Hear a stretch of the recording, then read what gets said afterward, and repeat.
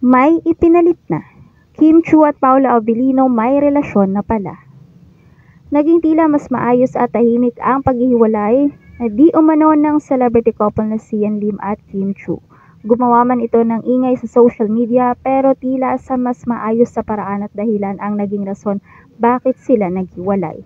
Naging tikom nga kasi ang bibig ng dating magkasintahan tungkol sa isyong ito at tila di na nga nais pang pag-usapan pa at mag-move on na lang ng tahimik sa kanilang buhay alang-alang na rin marahil para sa kanilang career. Ilang taon ng pagsasama at ilang taon ng pagmamahala na akala nga ng lahat ay mauuwi na din sa kasalan.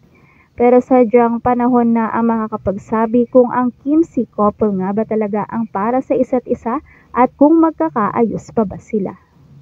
Ngunit ngayon maingay ang pangalan ng aktres si Kim Chiu na di umano nalilink daw sa aktor na si Paolo Abilino.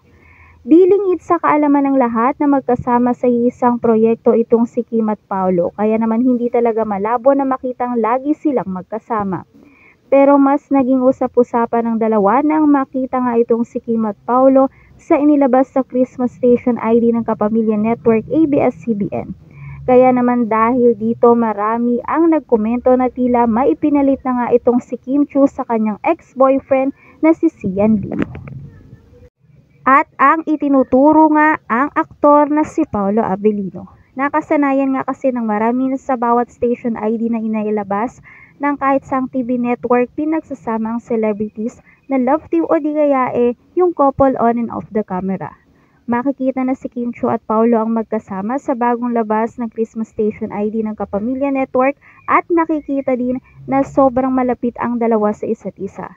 Nakitaan din kasi ng lahat ang pagiging komportable ni Kim at Paolo sa bawat isa at all out nilang pinagpakita sa publiko how sweet they are.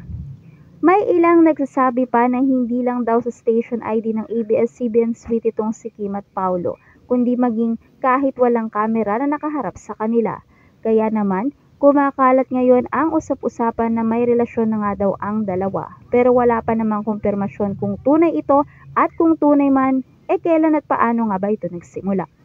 Parehong tahimik pa itong si Kim at Paolo Abilino tungkol sa usapin. Ano naman kaya ang masasabi ni Sian Lim kung tunay man nga na may bago na ngayon ang kanyang ex-girlfriend na si Kim Chiu.